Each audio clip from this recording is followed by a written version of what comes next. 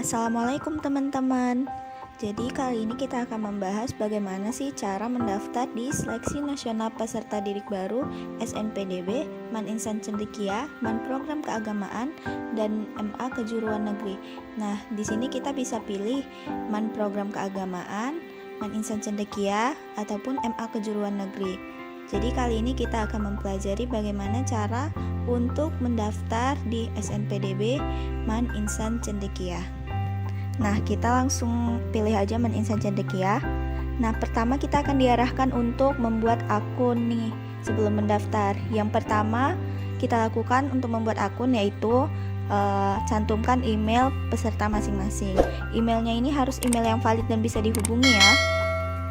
Itu adalah contoh email yang bisa diisi nanti, tergantung email peserta.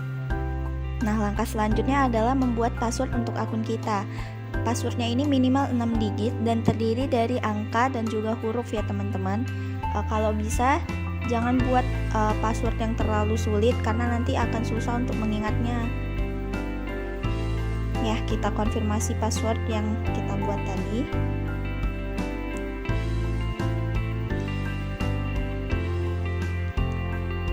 Setelah konfirmasi password nih, kita akan diarahkan ke langkah selanjutnya yaitu nick peserta. Nah, di sini ada contoh nick yang bisa kita entry. Nicknya harus sesuai dengan kartu keluarga ya teman-teman.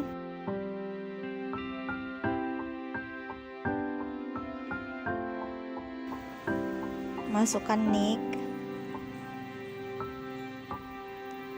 Itu hanya contoh nicknya saja ya teman-teman, nanti bisa diisi dengan nick peserta masing-masing. Yang selanjutnya harus teman-teman isi yaitu data pendaftar. Nah, ini data diri masing-masing peserta ya. Lalu ada keterangan mohon mengisi data sesuai dengan akta kelahiran. Jadi yang pertama diisi yaitu nama lengkap. Penulisan namanya harus sesuai dengan akta kelahiran ya.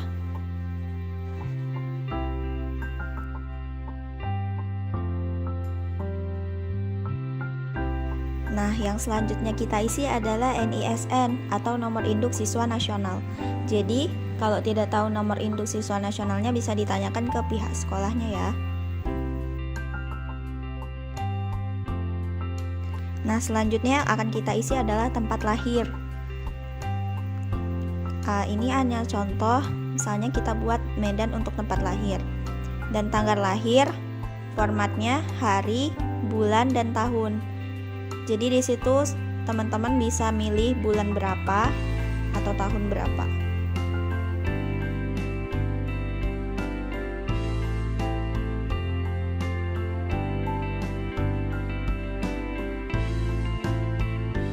Nah, selanjutnya adalah jenis kelamin. Jadi diisi sesuai jenis kelamin masing-masing ya, laki-laki ataupun perempuan. Nah, contohnya saja kita bikin di sini perempuan. Selanjutnya, status dalam keluarga itu ada anak kandung, anak tiri, atau nanti bisa dipilih sendiri. Lalu ada anak keberapa dari berapa bersaudara. Contohnya kita bikin di sini anak kedua dari 3 bersaudara. Selanjutnya yaitu nomor kartu keluarga. Nah, di situ juga sudah disediakan contoh untuk nomor kartu keluarga. Diisi sesuai dengan nomor kartu keluarganya. Nah, di situ kita contohkan saja seperti itu nomornya, bisa diisi masing-masing. Selanjutnya adalah alamat rumah.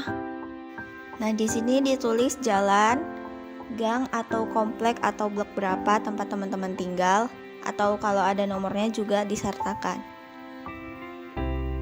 Nah, selanjutnya pilih provinsi di mana teman-teman semua tinggal. Nah, untuk contoh kita akan pilih di Provinsi Sumatera Utara. Nah, selanjutnya ada kabupaten atau kota di mana tempat teman-teman tinggal. Jadi ini banyak banget pilihannya. Kita contohkan saja kota Medan. Selanjutnya, nomor handphone peserta. Ini contoh saja, bisa diisi dengan nomor handphone peserta masing-masing. Nah, selanjutnya ada data ayah. Pertama-tama kita harus mengisi nomor induk kependudukan. Nick ini bisa diisi sesuai dengan nomor induk kependudukan ayah peserta masing-masing ya. Lalu selanjutnya adalah nama ayah. Nama ayahnya sama dengan yang ada di dalam kartu keluarga. Apa yang tertera di kartu keluarga maka itu yang akan di entry di dalam situ.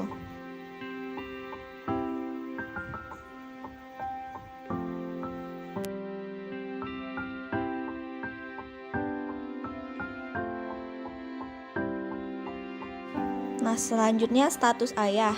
Nah, ini bisa dipilih statusnya masih hidup atau sudah almarhum. Nah, untuk contohnya saja kita pilih masih hidup. Lalu pendidikan terakhir. Kita bisa mengisi sesuai dengan pendidikan ayah yang terakhir. Kita contohkan magister S2. Selanjutnya pekerjaan, ada pensiunan, PNS, TNI, Polri, anggota DPR, honorer, wira swasta, dan lainnya. Jika tidak ada di dalam pilihan, kita bisa pilih lainnya. Nah, kita contohkan saja PNS ya di sini. Selanjutnya nomor HP ayah masing-masing peserta ya. Selanjutnya ada data ibu. Nah, data ibu ini mirip-mirip juga seperti data ayah yang tadi. Pertama-tama kita harus menyertakan NIK atau nomor induk kependudukan.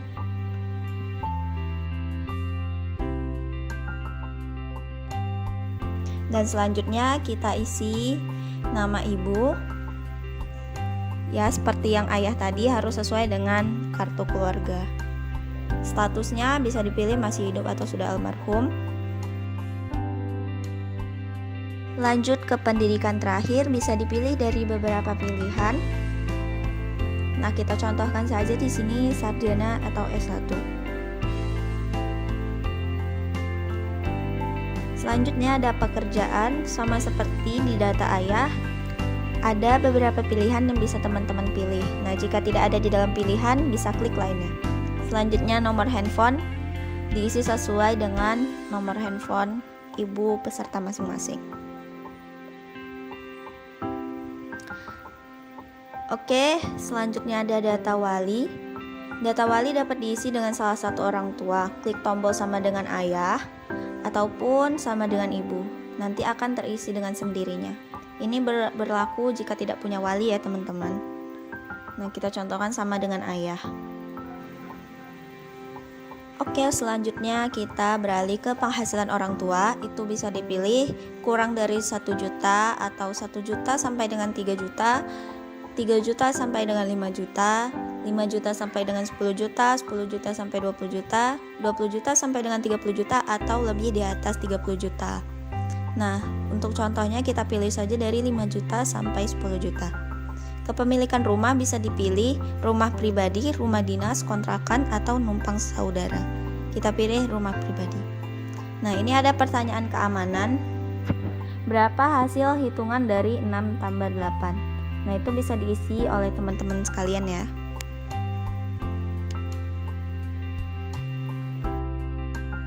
Nah, di bagian terakhir ada statement yang menyatakan bahwa semua data yang saya input adalah benar dan dapat saya buktikan dengan dokumen-dokumen pendukung saat proses daftar ulang. Saya juga setuju jika saat daftar ulang terbukti ada data yang tidak sesuai dengan dokumen pendukungnya, maka status kelulusan saya akan dibatalkan.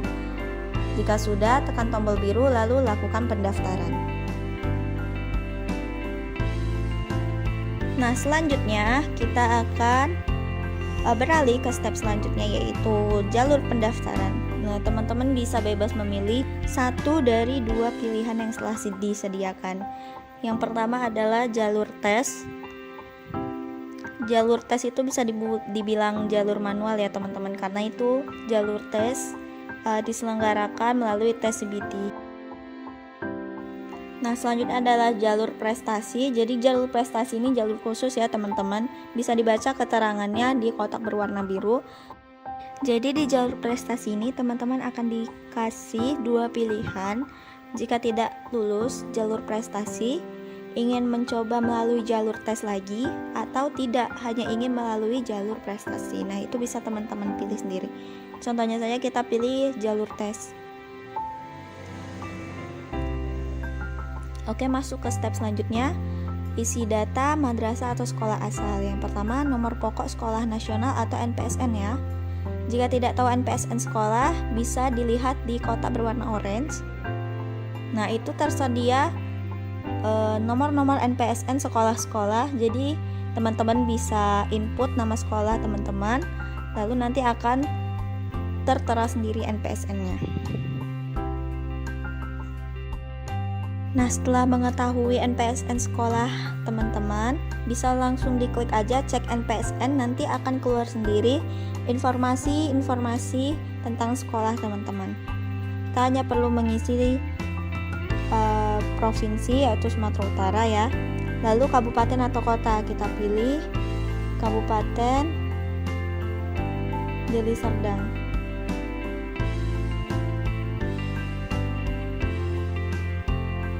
Nah, itu dia Kabupaten Deli Serdang. Oke, jadi itu ada jenis madrasah atau sekolah. Itu bisa teman-teman pilih. Jumlah rombel. Jadi jumlah rombel atau rombongan belajar ini bisa dibilang juga jumlah kelas yang ada di sekolah teman-teman. Misalnya ada kelas A dan kelas B, berarti itu kan ada 2 rombel. Selanjutnya adalah kita isi jumlah siswa kelas 9. Nah, kita cek dulu.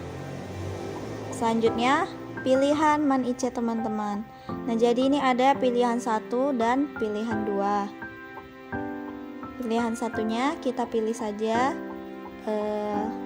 MAN IC Aceh Timur. Ya. Lalu pilihan keduanya opsional. Atau tidak wajib ya teman-teman. Jadi boleh milih satu aja. Nah, setelah sudah pilihan 1 atau pilihan 2, kita tentukan pilihan jurusan. Nah, ini terserah teman-teman mau jurusan IPA atau jurusan IPS. Nah, karena SNPDB ini kan COVID nih teman-teman, jadi ada survei, kita pengen tesnya online di rumah atau tes di madrasah, karena mengingat keadaan COVID tiap itu kan beda ya. Oh, sorry teman-teman, ternyata pilihan 2 atau opsionalnya itu nggak boleh sama pilihan satunya. Jadi kalau teman-teman cuman punya satu pilihan aja, kosongin aja pilihan 2 yang opsionalnya ya. Oke, simpan data.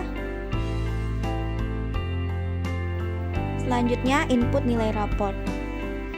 Nah, ini nilai raport semester 3, semester 4, dan semester 5 aja ya teman-teman, gak perlu semuanya. Jadi input nilainya sesuai sama nilai raport teman-teman peserta masing-masing. Nah, jadi buat teman-teman yang raportnya itu K13, kan ada nilai pengetahuan dan nilai keterampilan. Yang diupload di sini hanyalah nilai pengetahuannya saja ya teman-teman.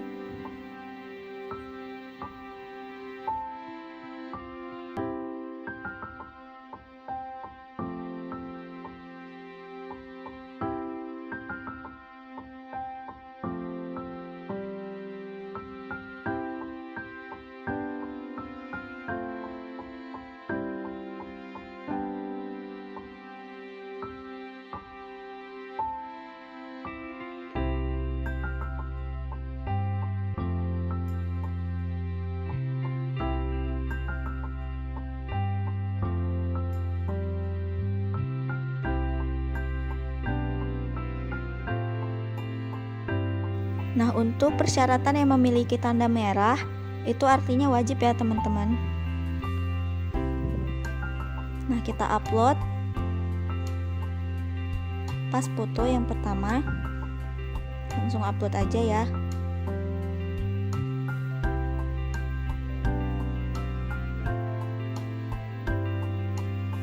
Oke, sudah terupload.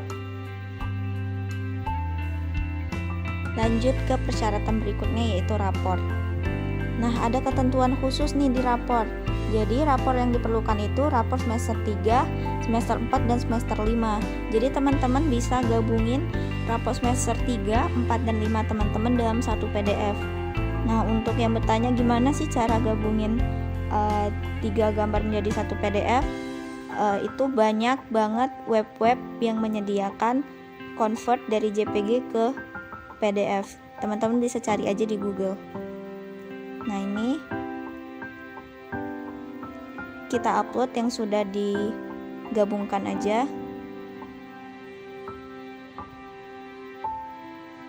Kita upload.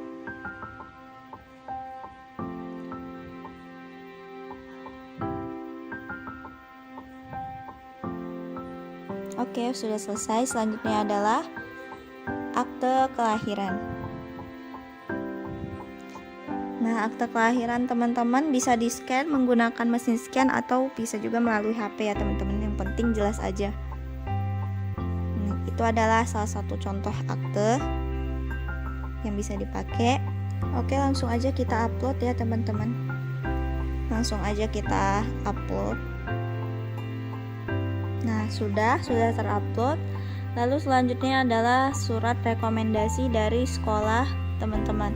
Jadi surat rekomendasi itu adalah surat yang dikeluarkan oleh sekolah yang menunjukkan bahwa sekolah merekomendasikan teman-teman sebagai calon peserta didik Man Insan Cendekia. Nah, itu contohnya ya teman-teman. Ini bisa didapatkan di situ ada keterangannya juga, bisa formatnya bisa didapat di situ. Upload. Oke, sudah terupload. Kita ke langkah selanjutnya.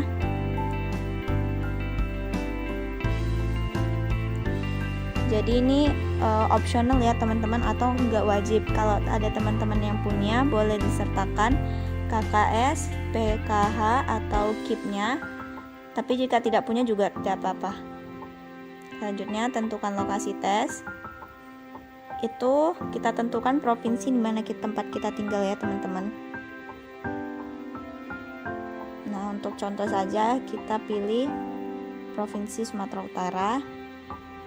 Kabupaten atau kotanya kita pilih Kabupaten Deli Serdang. Oke, setelah semuanya selesai, jangan lupa tekan centang itu ya teman-teman. Dicentang dulu. Saya menyatakan bahwa saya telah menyelesaikan pendaftaran. Lalu selesaikan pendaftaran. Nah, nanti pengumumannya untuk jalur prestasi akan ada di 16 Februari. Kalau CBT-nya itu di 22 Februari. Itu pengumuman tes berkasnya ya, teman-teman. Ini adalah presentasi pendaftar di Man Insan Cendekia. Teman-teman bisa lihat sendiri di webnya. Jadi Man Insan Cendekia itu banyak banget cabangnya.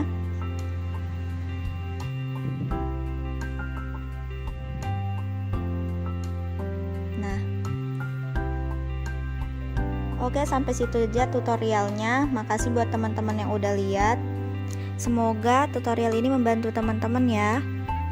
See you. Wassalamualaikum.